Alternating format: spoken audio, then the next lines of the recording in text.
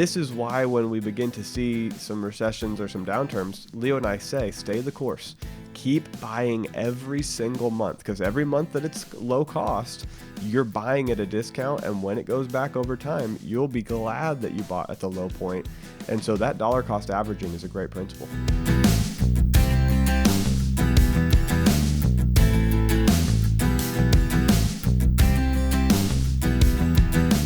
Welcome to Getting Money Right, a show dedicated to helping you achieve financial freedom through education and inspiration, so you can be free to pursue your true life's purpose. We are your hosts, Leo Sabo and David Thompson, and on this episode of Getting Money Right, we're concluding our multi-part series on investing. I hope it's been beneficial for everybody. We've certainly enjoyed recording these episodes. Today, we're going to talk about some of the investment rules and terms that we hear in the investment world. So let's begin with bull market versus bear market. Now, bull markets are characterized by optimism.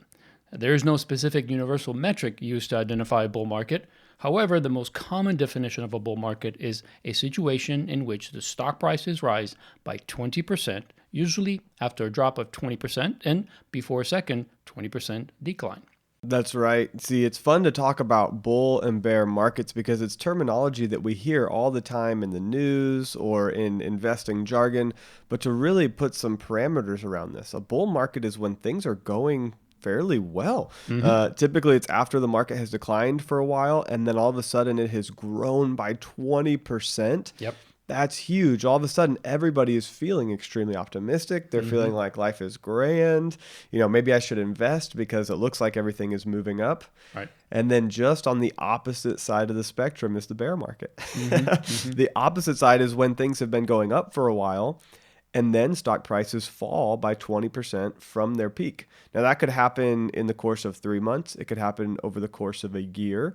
Let's say that you had a stock that was $100, and 6 months later it was $90, and 6 months later it was $81. You're not officially to the bear market, but as soon as it drips below 80, then all of a sudden, now we're in a bear market, and things have been contracting and things are slowing down. And so there's a lot of pessimism, a lot of fear. And so it's not exact science. It usually takes time to figure out whether we're in a bear market or a bull market, because the market can be slowing down or trending up. And it takes a history or a track record to look back on and see where we hit the peak and where we are today. So this typically happens in cycles. We move from a bear market to a bull market, and from a bull market back into the bear market, because there's only two of these, how they've classified them. It really is. It's going to be one or the other that we're in. And so you see this cycle. And so for quite some time, you'll see that downtrend. And then over time, you'll see a recovery, and you'll see everything move back into a nice bull market where everybody again feels like, hey, things are going great. Let's start investing. Let's start pouring in. What's interesting is that usually during a bear market, that's actually maybe the best time to invest because things are lower. Right. Everything goes sale. Everything, right. But over time, it's going to recover. And so, analysts usually can only recognize when we're officially in a bear market or a bull market after it's happened. Yeah. You don't know until you look back and you say, okay, based on this date where we hit a certain peak and this date where we officially went a 20% increase or a 20% decrease, that's when they're able to really identify it and call it a bull or a bear. Yeah. So what market are we in right now, David? Well, I would definitely say that we are in a bull market. That is a good market. This thing started back in March of 2009. Yeah, it's incredible. This is the longest running bull market in history. It's 127 months of the market not having a 20% dip. It has just continued to increase over time. Now, there's been little dips, but none of them have been a 20% dip. So this bull market beat out the 90s bull market. I'm sure a lot of people remember back in the 90s, we had a bull market that was 113 months. Yeah. That is a long time. And you had all these companies that were growing around the internet, right? The economy was fairly good. The government wasn't running a deficit in the 90s. They were actually earning more than they were spending, which is unbelievable because for the past 20 years, we've been spending more than we've been earning, or about 20 years now. And so the economy was doing well. Businesses were growing. The dot-coms were growing. Now, of course, in 2001, the dot-com bubble burst, and that caused a recession and that caused a bear market. But the 90s was a great time. Yeah. And so when you look at that, our current bull market actually having been longer than the one in the 90s, this has been a great economic 10 years. It's really incredible. 127 months means 10 years and 7 months. That's awesome. That's incredible. Along with that, you can see that, we've risen by 330% in that 110-year period, right? The S&P 500. Yeah. Yeah. Yeah. What's interesting about that is if you think about 2007, 8, 9, and how depressed things got and how everyone was just like, wow, this is the worst thing that's ever happened. Nothing close to that other than the Great Depression is what they started to, of course, compare it to.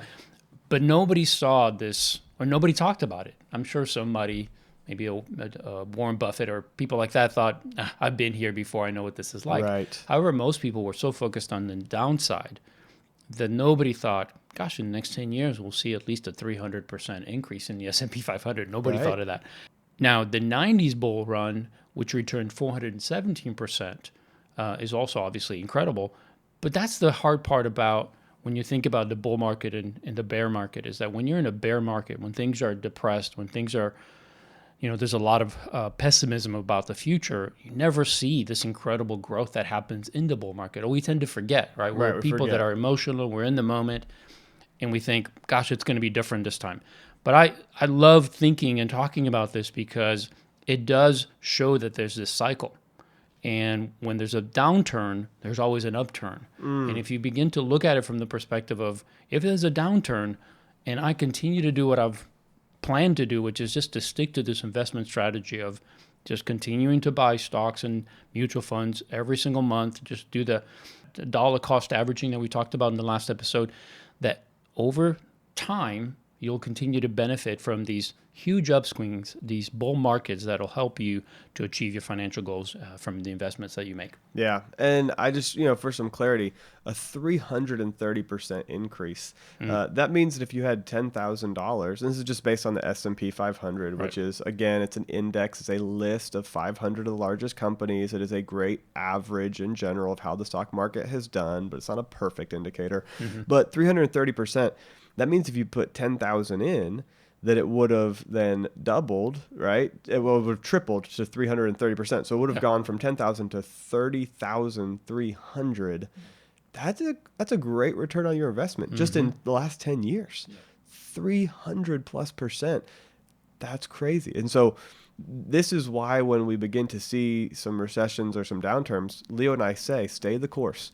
Keep buying every single month, because every month that it's low cost, you're buying at a discount. And when it goes back over time, you'll be glad that you bought at the low point. And so that dollar cost averaging is a great principle. So let's talk about, how do you remember which one's which? Because I think people get them confused. I certainly sometimes do. So where do these names come from, first of all? How can we impart this knowledge to our audience so that as they think about bear, bull, all of that, it becomes just kind of second nature, and they know what market they're in? Yeah, well, so I went back and looked at a bunch of different history on this and did some research to figure out, where did the bear market and bull market, where did that language come from, right? And so I went and studied, what etymologists say. And etymologists study the history of a word, and they look at the language and they figure out what was the beginning point, what was the origination story. And so I looked for the bear, and there's actually a few different origination stories. So I don't know which one is fully accurate. I'll kind of highlight which one I like the best. But for the bear, etymologists point back to a proverb. Now, this goes back about 100, 200 years. A proverb saying that it's not wise to sell the bear skin before one has caught the bear. So this is 18th century stuff, right? This was back when there were actual fur trappers who would go out and trap bears and gophers and squirrels and sell the fur, sell the pelts. And they're basically saying that there were people who would, sell a bear skin before they had actually caught the bear, and they had a term for these people. They called them bearskin jobbers. And so if you saw a bearskin jobber come in, if you got that reputation, oh, that's the kind of guy that's going to sell you something before he actually has it. It's almost like counting your chickens before they've hatched, right? I think my mom used to say that. Yeah. It's the person who has gone out and decided to make a sale before the investment has come in. And here's what's happening. When you're in a bear market, the reason that kind of correlates is because you are in a market that is experiencing that idea of somebody who has, begun to sell something. They're speculating something before they actually have the product in hand. And the reason that fits is just that pessimism around that is, can I really trust what's going on? Can I really trust that the economy is going to recover? Can I trust that you're selling me something that is actually going to be delivered? And there is just this general feel in a bear market of mistrust and of fear and of worry. Yeah. And that's what a bearskin jobber would create when they walked into the old saloon and they were trying to sell something they didn't have yet. That fear and that angst is what would occur. Now, on the bull market side, we have a different story. And I think this goes all the way back to ancient times. This is where I would pinpoint it. There's a few other stories we'll talk about. But think about 2,000 years ago when people were making sacrifices, and they would go out and they would sacrifice something like a bull because they were anticipating or they were trusting that good things were coming. You don't sacrifice a prized bull unless you believe a good harvest is coming. Sure. Right? You're at that place of, okay, I'm trusting, I'm pushing forward, I'm going to sacrifice the best I've got in anticipation of something good. Or maybe they were fearful and they were trying to get out of something bad, right? They believed in a deity that was going to remove something bad and bring something good. Either way, sacrificing that bull allows them in their mind, or reminds them that good times are ahead, that they're moving into a harvest season. So there's a few other etymologies out there, and I think this one's pretty simple and could make a lot of sense. Back in the early London stock exchanges, this is back when people were physically writing out, little billets of what's happening. There's like bulletins of, hey, I'm selling you this for this. And traders would write on the bulletin, and they would call that a bull, right, to shorten that language. And during a really busy market where things are moving and people are buying and selling and there's a lot of trust and optimism, there'd be a lot of bulletins on the board of people either selling something or buying something. And so you saw a lot of bulletins. Now you're in a bull market. But then if the board was bare, right, there was no bulletins on the board, it was bare, Yeah. then you're in a bear market. So it was just I think that's a great simple way to think of it. When things are selling and moving, you're in a bull market, there's a lot of bulletins up.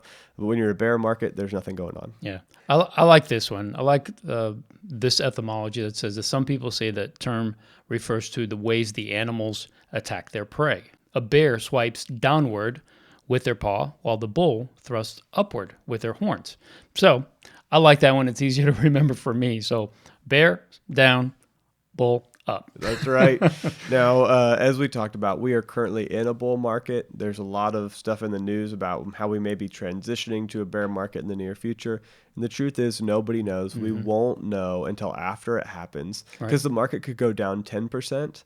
But then it could actually then trend back upwards and keep going 10, 15, 20, 30% in the right direction.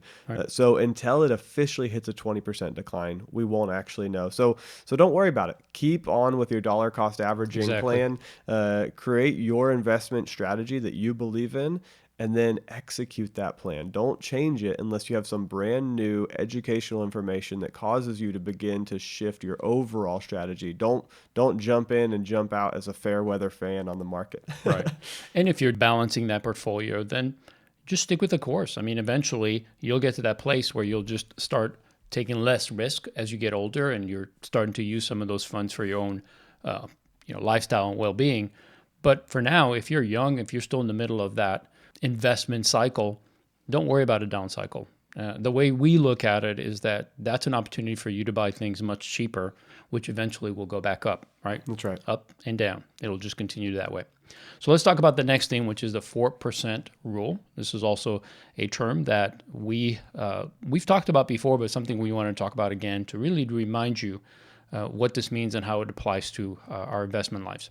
So the 4% rule is a rule of thumb used to determine the amount of funds to withdraw from a retirement account each year. So we're talking about you investing for the next 30, 40 years. And then at that point, when you start taking money from that investment to live on, a 4% per year from that investment is what we're talking about. A 4% rule means you'll take 4% from that amount. So if you had, for instance, $1 million, 4% would be $40,000. So you take $40,000 to use to live on, while that $1 million, the initial balance will continue to be preserved. Yes, and this is something that's been studied for years. This 4% rule is kind of an industry standard. Now, sometimes they have gone up to a 5% rule and said, oh, we think you can withdraw 5% of your overall nest egg every year. But then they ran the numbers on it across hundreds of calculations, across hundreds of real life examples, and they realized, ooh, that's a little bit too high. Right. Because if you happen to pull it out at the wrong time in a right before a big recession, then it may actually cause you to not be able to live on your nest egg. So they brought it down to 4%, and it's really considered a safe rate, right? That you're withdrawing 4% of your overall nest egg over a long period of time. You typically will not lose the balance of your investment because you're only using a small percentage of it, and it should be growing. You should leave it invested, and it should still be growing over time while you're withdrawing a little bit by little bit, and you have something to live on.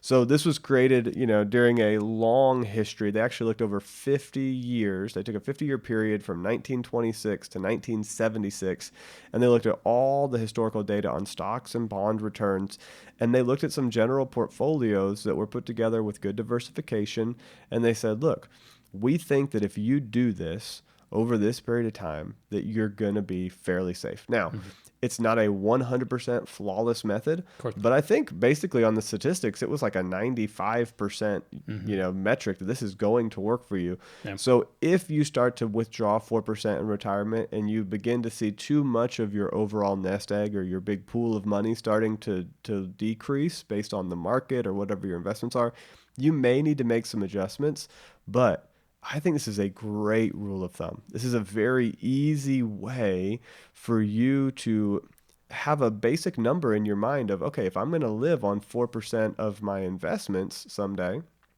then I know what my target should be, or a baseline target. It's interesting. There's no historical case during the 1930s to the early 70s where a 4% withdrawal rate would have exhausted somebody's entire portfolio over 33 years. Yeah. So most of the time, here from the 30s to the 70s, there was zero historical cases where if you had used this method that you would have run out of money in 33 years. I love that because this gives you a longevity in retirement. Yeah, and it answers the question of, will I run out of money in retirement? Because it helps you to realize that as long as you stick with this rule and you just take 4% out, that it will last. So even someone who maybe retires at 60, let's say, they would live to 93 before that money would run out. Yeah. So plenty of money to last you for the rest of your life. So let's take a look at what that looks like in an actual income. To have a $75,000 a year income, you'll need to have saved a $1.875 million, because to draw $75,000 at 4%, right? That's 4% of the $1.875 million in order to make it last.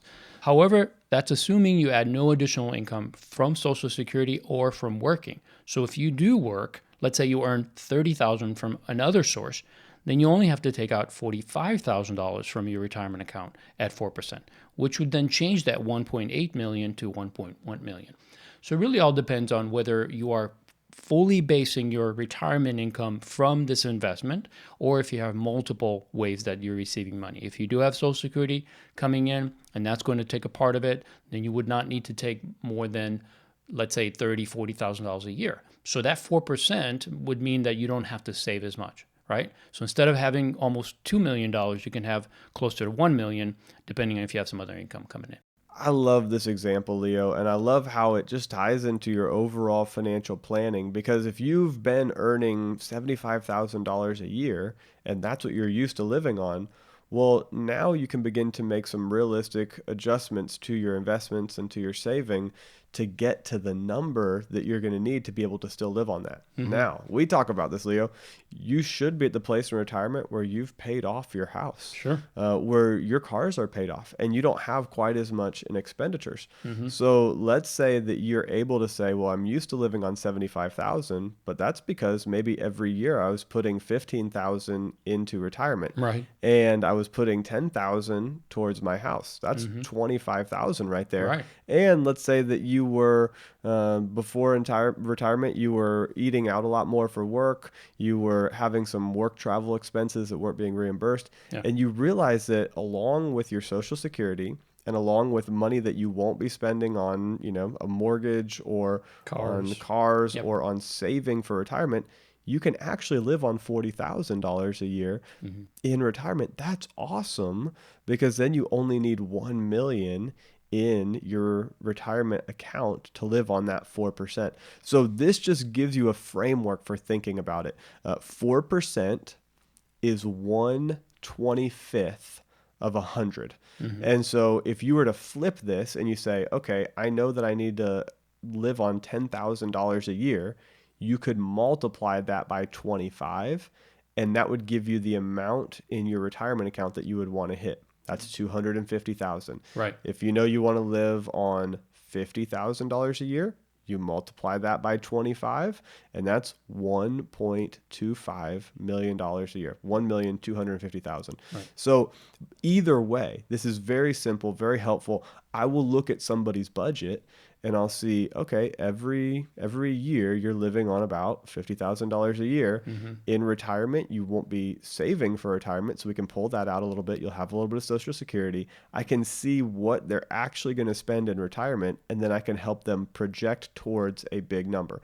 Now, it's a basic projection. Yeah. You may want to sit down with a certified financial planner or a CFA to really dig into the numbers deeply. But if you're just doing a rule of thumb, this is super helpful. Yeah. Yeah. And it's so easy to just use that to help you to understand that you may not need to save as much as you think. I mean, we talked earlier in a different episode that there's this idea that you have to have millions of dollars in your retirement account in order to not run out of money, that it's a huge fear for most people. But in reality, if you begin to do this 4% rule and you look at what you have right now, what you're spending, how much you'd be able to stop spending money on, like David said, if you don't have to invest anymore as you get into those retirement years, well, that's 10, 15% that you're investing now. Hopefully you're doing that you won't have to do anymore. So you can cut your budget down by 15, 20%. So the point here is that it helps you very quickly to get to that number so that you have less fear about the future and you're able to put a plan in place that's going to help you to know, hey, generally speaking, if I stick to this plan, I'm going to be at a good place. Yep. So we've talked about bull and bear markets. We've talked about the 4% rule. Last week, we talked about several other great terms. We are coming towards the close. And the last couple of things that Leo and I wanted to talk about was when you actually go to make a purchase inside of a brokerage or inside of you're going to buy a stock or you're going to buy a mutual fund and you're looking to buy an investment. Oftentimes you're going to see this language. It's going to ask you, do you want to make a purchase at the market price, at a limit price, or at a stop price? Or sometimes they say a stop limit price, right? And you're thinking, oh my goodness, what does this mean? Yeah. I just wanted to buy a stock, or I just wanted to buy a mutual fund. Yeah. I was buying an ETF through Vanguard the other day, and it said, do you want the market, the limit, or the stop price? And I had to take a second and remember, okay, what does each one of these mean? Right. And I read through on the right there, on the app, it shows you this is what market means, this is what limit means, this is what stop means. So we just want to give you that information so that as you get there, you're not confused or worried by that language. So a market trade executes the trade immediately at the best available price. Now, if you're buying when the market is closed, which I don't know if you realize this, the market can be open and it can be closed, right? It has normal business hours. So if you are trying to buy at 8 o'clock at night when the market is closed, then it's going to wait until the next morning to execute that trade. Right. And it's going to buy it at the best available price that morning. So the price may have shifted from the night before how the market closed to what it opened at. And that's okay. That's normal. And when I typically buy something, I just want the market price. I'm not trying to game the system by 2 cents or by 50 cents. Time the market. Or time the market, right. I'm not trying to be real specific. I know that I've got this dollar cost averaging strategy with rebalancing my portfolio, well diversified over a long period of time. Hopefully all those words made sense to you if you've been listening to the series. Yep. And I just know I want to buy at the market price. But there's also a limit price that you can choose to buy or sell at a specific price. And so let's say that I only wanted to buy a stock or a mutual fund when it reached a specific price. I could say, right now it's selling for $80, but I don't want to spend any more than $75 because I don't Right. think it's worth more than $75. So I'm going to wait until it declines down to 75, and I'll put an order in today so Right. that the machine will be constantly looking for that $75 price. Right. And I don't have to sit at my computer and be looking and hoping and waiting. It's like, no, as soon as it drops to that number that I think it's going to drop to, then it makes a purchase. And so that's a great strategy. If you believe a stock is going to go down in value, you just wait till it hits that dollar number and then you purchase. Or if you're selling a stock, you could actually buy a stock at 80 and then immediately put a sell limit to say, as soon as it reaches 100, sell it. And you have a 20% gain. Well, it's not a 20% gain. It's a 25% gain. But you could actually plan that in advance. Now, the hard thing is you don't know whether the market's going to go up or down unless you have some inside information, which sometimes can be illegal. Martha Most Stewart. of the time. but you may have a general feeling based on the way that you've studied and learned about a certain business or about a certain mutual fund. And so that is what the limit is. You choose to limit your sell price to a certain number or limit your purchasing price to a certain number. The one key thing here is to realize that this purchase, this limit purchase you put out there can be seen by the market, which means that somebody else who's interested in buying it at 75 would see that, and then, of course, the sale would go through. So the last one that we want to talk about is a stop purchase. And this is invisible to the market until a specific price is reached. And then it places the order at that time. And I think that it's really interesting just to see the difference in those. One, everybody can see that you're willing to pay a certain price or sell at a certain price. So somebody might look at that and say, hey, I want to make a deal today. I'm just going to buy or sell at that price.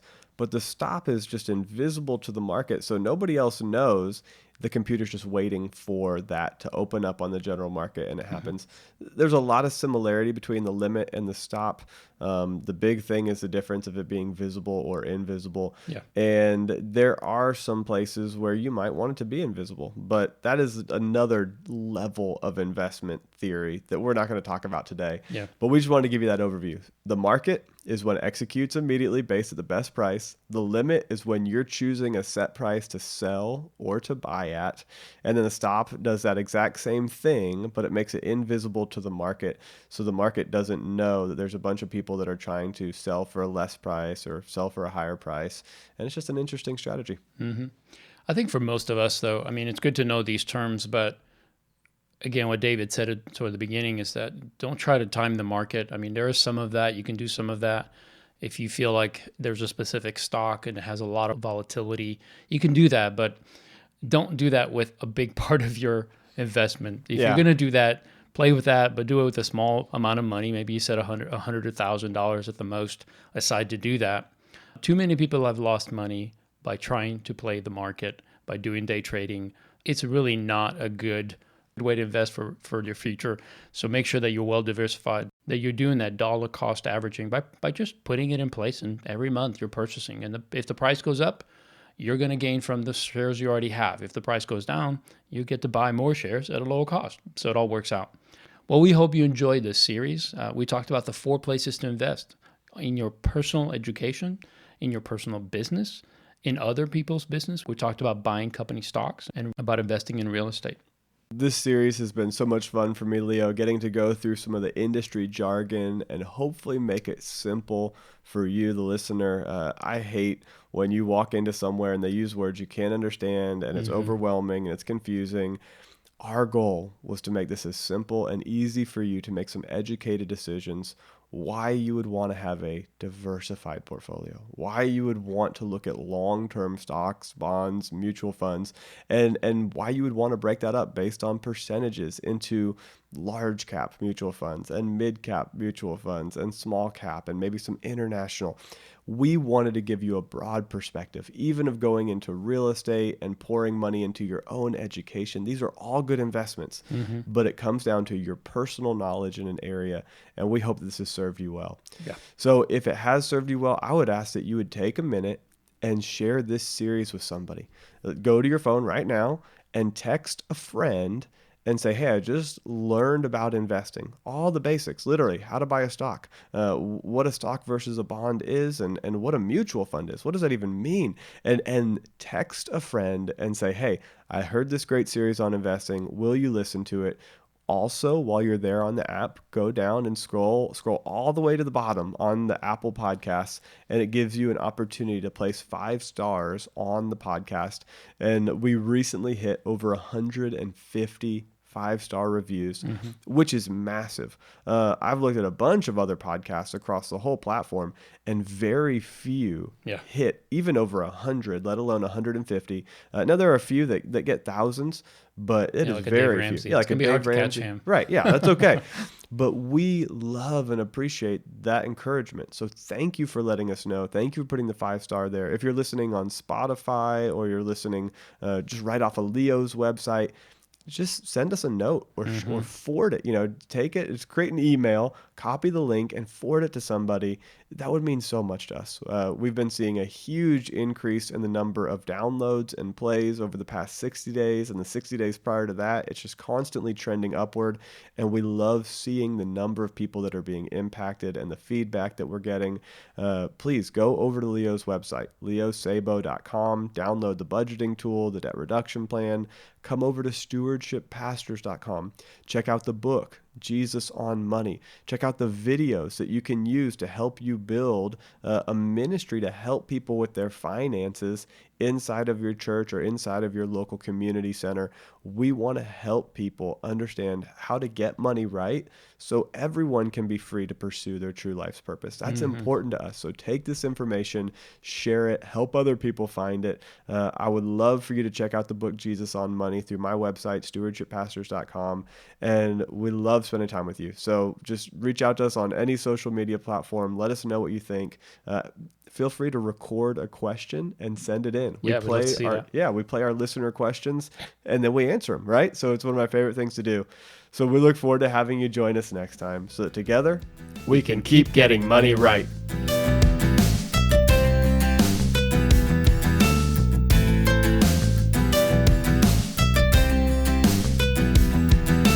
And it answers the question of, will I run out of money in retirement? Because it helps you to realize that as long as you stick with this rule and you just take 4% out, that it will last. So even someone who maybe retires at 60, let's say, they would live to 93 before that money would run out. Yeah. So plenty of money to last you for the rest of your life.